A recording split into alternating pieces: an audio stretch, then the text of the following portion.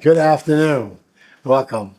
So this afternoon, we're actually going to take a look at a famous question that's asked on the opening pasuk of our Sedra this week. Our Sedra this week is Parsha Ba'alotcha. Parsha Ba'alotcha, of course, dovetails on the previous Sedra of Parsha Naso. Parsha Naso deals with the consecration of the Mishkan, and more specifically the Mizbeach and the Mishkan, and each of the Nesiim, each of the princes of each of the Shvatim of the 12 tribes, offering Karbanot, with the exception of Shevet Levi. And our Sedra begins with the instruction that Moshe gives to his brother Aaron, who is the head, so to speak, of Shevet Levi, the Nasi of Shevet Levi. And the pasuk says, "V'yedaber Hashem el Moshe lemor, daber el Aaron v'yamarta elav ba'alotcha hanerot el mul pnei hamenorah ya'iru shivat hanerot." Hashem speaks to Moshe and tells him that you shall speak to Aaron and say to him, "B'halotcha hanerot." When you elevate the candles. We're talking about what that means. When you lift up the candles towards the face of the menorah, we're going to talk about what that means in a minute. Ya'iru shivat hanerot. You shall light up the seven candles. So Rashi, if we just take a look right on our sheet, Rashi, I'm going to read it in the actual Rashi just because it's a little smoother to read, but you have the English translation right there together with you, with the Hebrew. Rashi says, Ba'alotcha. What does it mean? And as you lift up the candles, or as you will be lifted up with the candles. What is the connection? Why has Hashem placed this story of the instruction regarding menorah immediately following the parsha which describes the Nesiim, the various princes, offering their karbanot? Lefi kesheroeh Aaron chanukat haNesiim chal shadaito. What happened? He says explains Rashi, that when Aaron HaKohen saw all the other Nesiim, all the other princes bringing sacrifices and he was left out, he became a little bit saddened. He suffered from what today we would call FOMO, fear of missing out. He wasn't included in this. Not him or his Shevet or the entire Shevet Levi. Amar lo Kadosh Baruch Hu. Therefore Hashem says to him, Chayecha. Okay? I swear by your life. Don't worry. Shalcha gdolah mishalaham. What I'm assigning for you is greater than what they did. Sha'ata mavlik umeitiv tanero. Because you're going to kindle and make sure that we have and sustain and maintain the candles on the menorah. That's the first comment of Rashi. Then Rashi continues, B'halotcha. Why does it mean that he's lifted up? So the first interpretation of B'halotcha is what? You, Aaron, will be lifted up through, you're feeling a little down, you're feeling a little bit left out, you're going to be lifted up because what I'm giving to you is greater than what the Nesiim had. The other Nesiim just had a korban. You get something specific and special for you. By the way, if you look at those in last week's Sedra Naso, it's almost every verse seems like a copy and paste, right? We changed the names of who's offering, who's the Nasi that's offering, who's offering that korban, but the rest of the details of the korban itself, it all is like a copy and paste. It's all the same. So Hashem says, Aaron, don't be down. What I have saved for you is even greater. It's different. It's unique than what everybody else had. Okay? So Aaron, who was downtrodden, is lifted up. Ba'alotcha. You're going to be lifted up through the meirot, the candles that I've assigned for you to kindle. That's the first interpretation of Rashi. But Rashi offers two other interpretations. What's Ba'alotcha? You will lift up, or you will be lifted up. Hashem shall lahav oleh katu ba'adakatan lashon aliyah shetzarich la'alik ad shetehei shalhevet oleh me'aleha. He says that just as a flame is lit, how's a flame lit? When you kindle the candle, the flame begins to what? To go up, to ascend.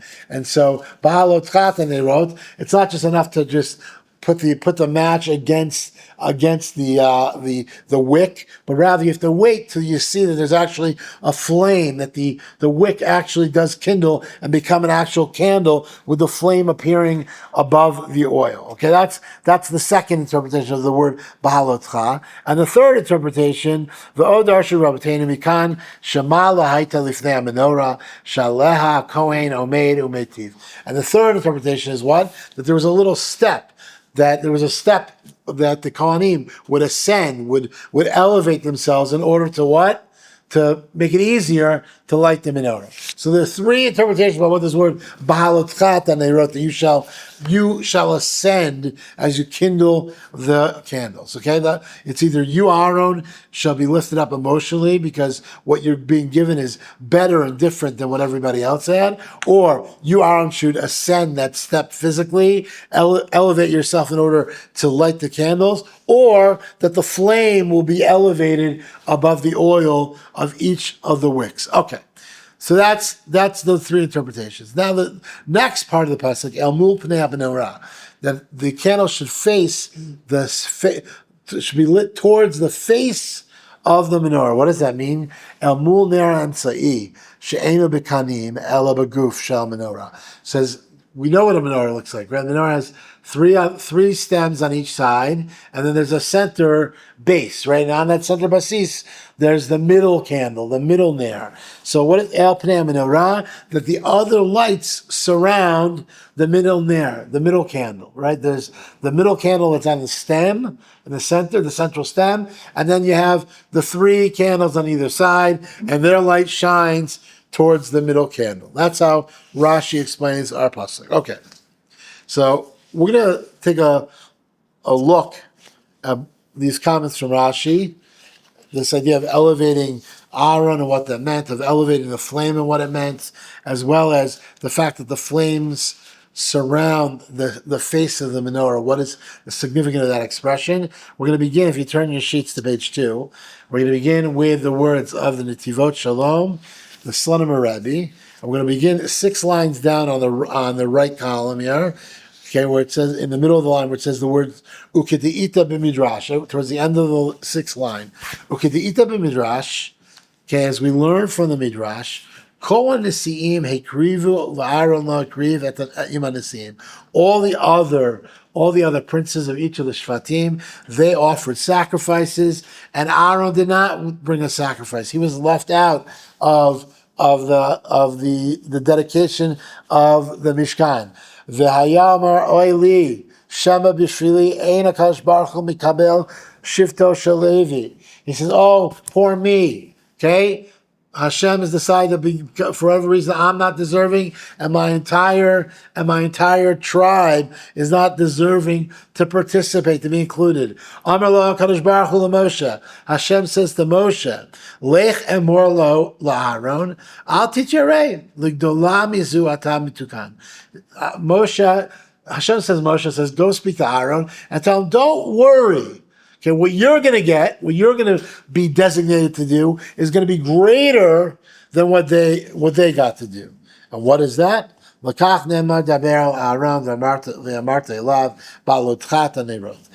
why the Torah tells us, go speak.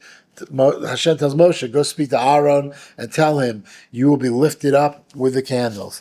HaKarbonot kol zman shebeit hamikdash kayam heim noagim. Okay, in terms of bringing karbanos, which is what the princes were able to do, that's relevant as long as we have what? A Beis HaMikdash. He says, Avah HaNeirot, the Medrash says, but when it comes to the candles, L'olam el mu pnei menorah ye'iru. The candles will burn for all eternity and surround the face of the menorah. So what's the obvious question to be asked? The Medrash says that when Hashem is trying to cheer up Aaron, he says, don't worry, what I have designated for you is greater than what the Nesiim did, right? But the Medrash continues, the Karbonot are only going to be relevant when we have the Beis HaMikdash. But the candles and lighting the candles towards the face of the menorah, that's going to be eternally relevant. So what's the obvious question? We don't have a Beis HaMikdash, so we don't have what? Kohanim lighting a menorah. So how do we understand this medrash? You follow the question? So listen. So the Son Rabbi addresses this question. The Hukshu al Zab Mefarshim Harei Bezman Shemes Hamidrash Kayam Gam Hamenorah Eno Neheket. The Mefarshim jump all over this medrash and say, I don't understand. If there's no Beis Hamikdash, that means what? There's no menorah, and also the candles are irrelevant, just like the sacrifices are irrelevant. So how are we to understand this medrash? So now the Son Rabbi is going to begin to explain. This is the third paragraph here on the bottom. He brings another midrash from the Yalkut Shimoni. Shivat hanerot hem keneged shivat yimei breshit. The 7 candles correspond to the 7 days of creation. Val pizeh yechol faresh shepnei hamenorah miramez al Shabbat. And since the 7 candles correspond to the 7 days of creation, we could say that the menorah symbolizes what? The 7 days of the week, including Shabbat. And therefore, the Pnei menorah, the face of the menorah, the center candle of the menorah is a reference and represents Shabbos. Now the Rebbe is going to explain this. Shabbat Kodesh Hi Pnei menorah shekol yimot hashavua chonim seviva. That the holy Sabbath, the day of Shabbos Kodesh, is the central day that all the other days of the week surround and are directed towards. Bichinat yimina usmola ubenehu kula. That you have on the left and on the right and in the middle, you have the essence of it all. Okay, Yom Revi'i Chamishi v'Shishi Lifnei Shabbos Kodesh, Yom Rishon Sheni u'Shlishi La'achar Shabbos Kodesh. He says the central stem of the menorah represents Shabbos, and therefore on either side of that central stem you have 3 candles representing Wednesday, Thursday, Friday, and then 3 candles on the other side representing Sunday, Monday, Tuesday. So now the Rebbe is going to explain all this. V'zeu perush ba'alotcha tanerot el mu pnei menorah ya'iru shivat tanerot. And that's how we can understand our verse, that you shall be lifted up by the candles as they are lit towards the face of the menorah, and they should burn those 7 candles. Shabbat Kodesh mi'ira ba'ora kol shivat yimei breshit. Shabbos brings light to all the days of the week. And that's how we can understand our verse, that towards the face of the menorah, the 7 candles shall burn. Kol shivata yamin mikablim et ora lekut Shabbat Kodesh. All the other days of the week, all 7 days, get their enlightenment from Shabbos. Shabbos is where we experience the light of God in the most vivid, powerful way. Kol yimot hashavua Chai Yehudi Shabbos Kodesh. All the rest of the week, the Jew gets his life force from what we experience on Shabbos Kodesh. Okay, Kichol shemekabel yoter me'or alakut hameir b'Shabbat Kodesh, kach yesh lo mima l'chayot b'chol yimot hashavua. And corresponding to how plugged in the Jew is on Shabbos Kodesh to that light force coming into the world, that makes a difference in terms of how he experiences spiritually the rest of the week. So is Shabbos just a day where we turn off the TV and go to sleep, or is Shabbos a day where we feel close to HaKadosh Baruch Hu? And if Shabbos, the more that Shabbos is a day where we feel enlightened and feel close to Hashem, inspired and that spiritual energy, the more we can experience that on Shabbos, the more that's going to carry over to the rest of our week as well, says the Son of Rabbi. Bezman shebeis hamikdash kayam, haya or menorah me'ir tamid et or alakut b'chlal Yisrael. When the Beis Hamikdash existed, when we had a Beis Hamikdash, that menorah was always constantly lit, and therefore represented that the light of Hashem was ever present at every moment amongst the Jewish people. But what about now when we don't have the Beis Hamikdash and the menorah is not lit? When do we experience the light of God? Through Shabbos. Umimena Nimshecha or lechol yimot hashavua. And from Shabbos, that light can spread and go forth to all the rest of the days of the week. The menorah, says the son of Rabbi, is a symbol of light, the light of Hashem coming into this world. Today, the absence of the Beis Hamikdash, how can a Jew experience that? Through Shabbos Kodesh. The way we plug into Shabbos, the way we appreciate Shabbos, the spiritual energy that we feel on Shabbos, and the amount and the capacity for us to do that on Shabbos has a direct correlation to how spiritually plugged in and attuned we'll be during the rest of the week. That's how the Sloner Rebbe interprets our verse. Okay, that's the first of our modern masters for today. The second modern master we're going to learn from is the Avodas Elazar of Kajnitz. He's a personality we've learned from many, many times in this course. And we're going to start on the 9th line down. It's like the second line after the split in the text, okay? In the middle of the words, okay, v'hukshu ha-mefarshim. And then Mefarshim asked, ha-ketzad, how could it be? Hare gam ha-neirot bitlu mishacharev ha-beis hamikdash. So he says, the opening paragraph is quoting the Medrash that Rashi quotes that Aaron was downtrodden, and Hashem says to him, don't worry, what I have set for you is better than what they had, and it's going to be eternal because you're going to light the candles, and what they have is just offering karbanos, which is batel is null and void once we don't have a Beis Hamikdash. So he says the Mefarshim jump all over that medrash and say, how could it be that without a Beis Hamikdash there's no menorah? Which means, what does it mean that what he's being given is greater and is eternal and will last forever? Once there's no Beis Hamikdash, they were also destroyed. He says specifically, go see what the Ramban says. I'll just tell you the Ramban. Outside the Ramban says that this is an allusion to Hanukkah. When Hashem promises Aaron that you and your descendants, what you're going to get is greater than what the karbanos are going to be brought by the other Nesim. It's a reference to Hanukkah, that the Chashmonaim, or the descendants of Aaron, the Kohanim, okay, they're going to be the ones who restore the light of the menorah and bring them the whole Yom Tov of Hanukkah to OUisrael, which becomes an eternal thing, even in the absence of the Beis Hamikdash. We light at least those 8 days. We light for those 8 days the menorah, a menorah, and he says the Ramban explains that's what Hashem is saying to Aaron, that even if there's no Beis Hamikdash, what you're bringing is still going to remain with the Jewish people through the Nes of Hanukkah. That's how the Ramban answers the question.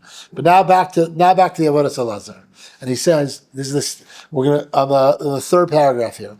V'ne'amar b'pasuk, and we know the pasuk of Mishlei, ki ner mitzvah v'torah or, that a mitzvah is called a candle and the Torah is called light.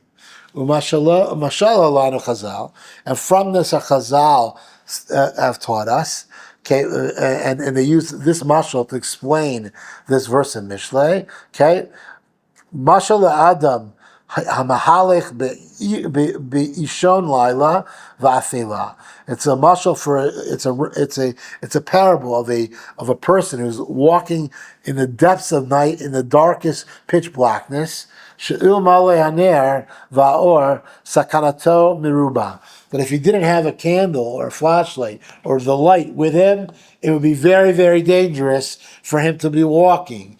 Ki ilul l'hikashel b'barot u'ptachim l'nezek milistim u'bechayot ra'ot. And without that light, he would be vulnerable to what? To possibly falling in a pit or tripping or being attacked by criminals or by wild animals, etc.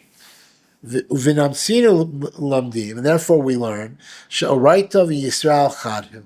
that the Jewish people and the light and the Torah are called one entity. And through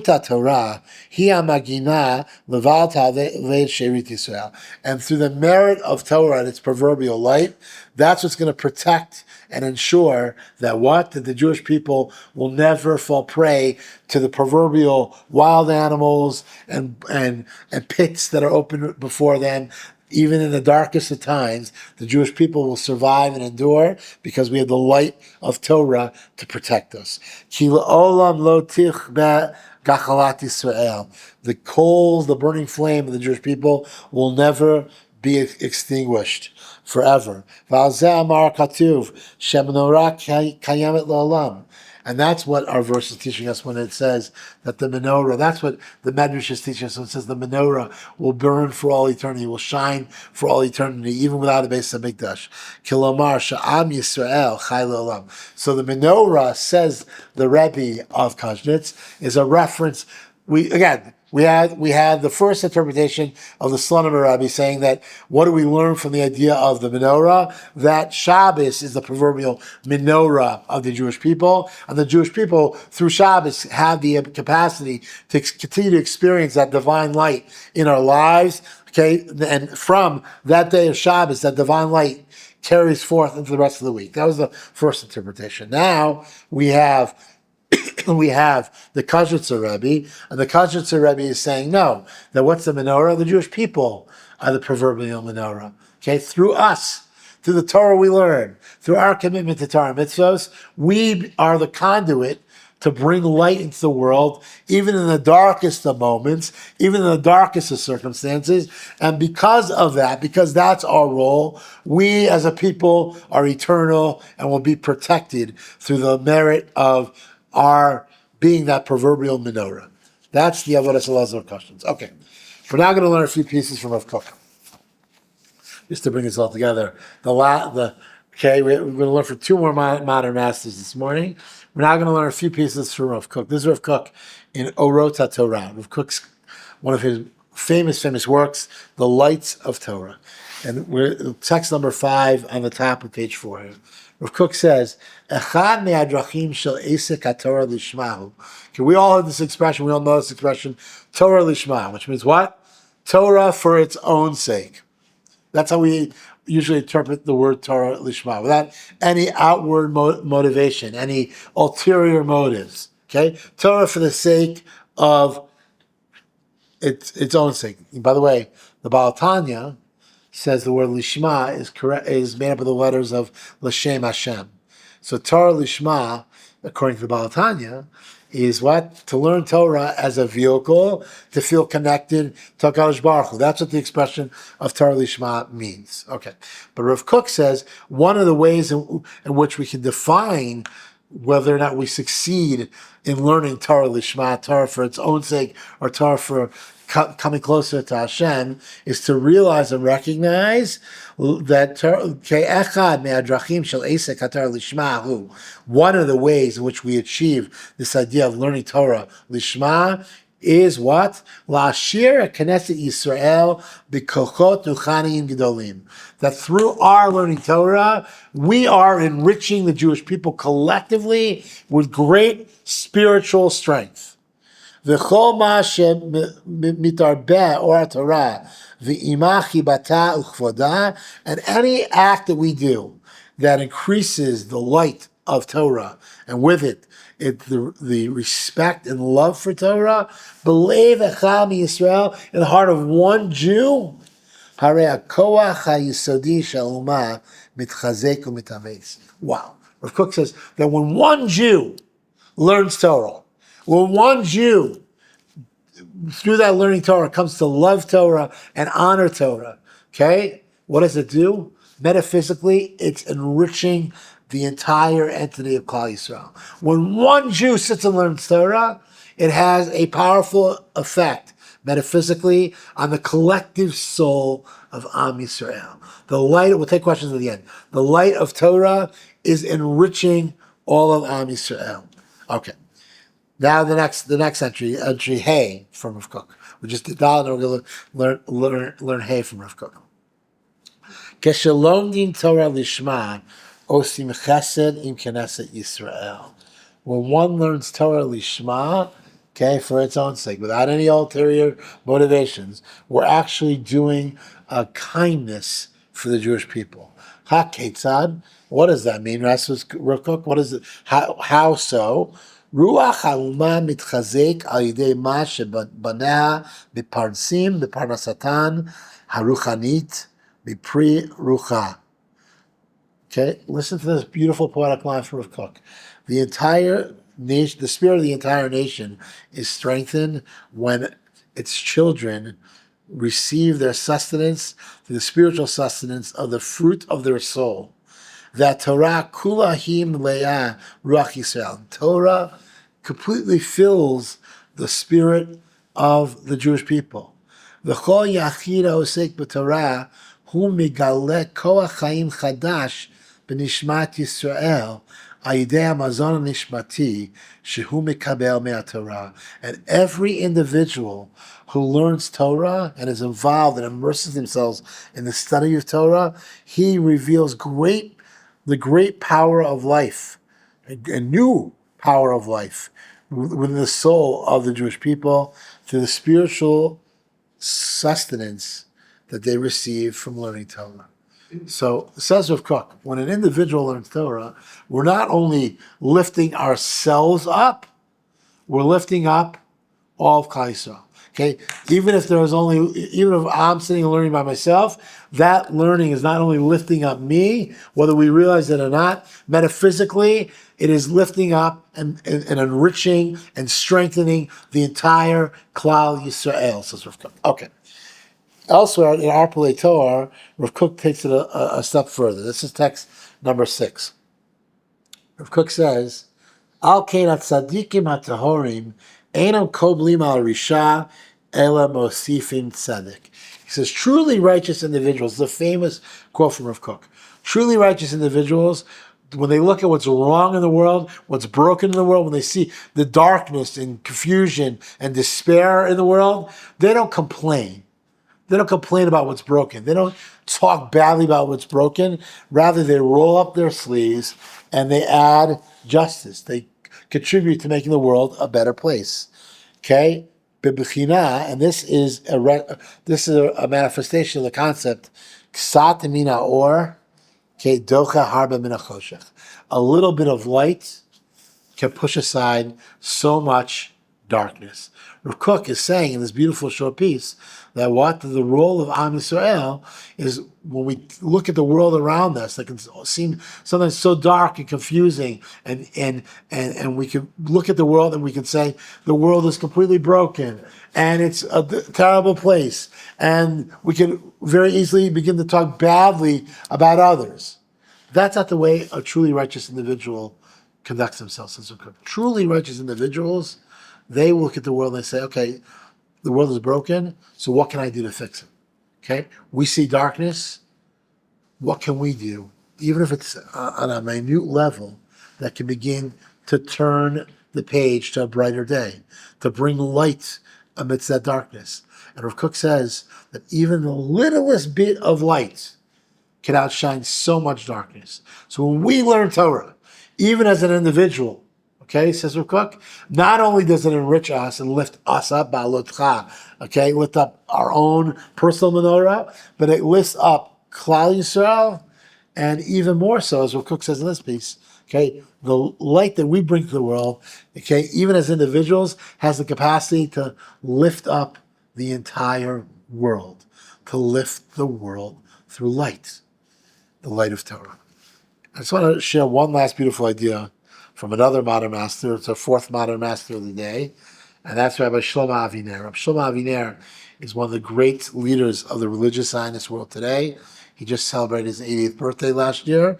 He is the Rosh Yeshiva of Yeshivat TORAH Kohanim in the Old City. He's also the chief rabbi emeritus of Beit El. And Rav Aviner, this beautiful short quote, he says, Yesh haroim et hatzlalim.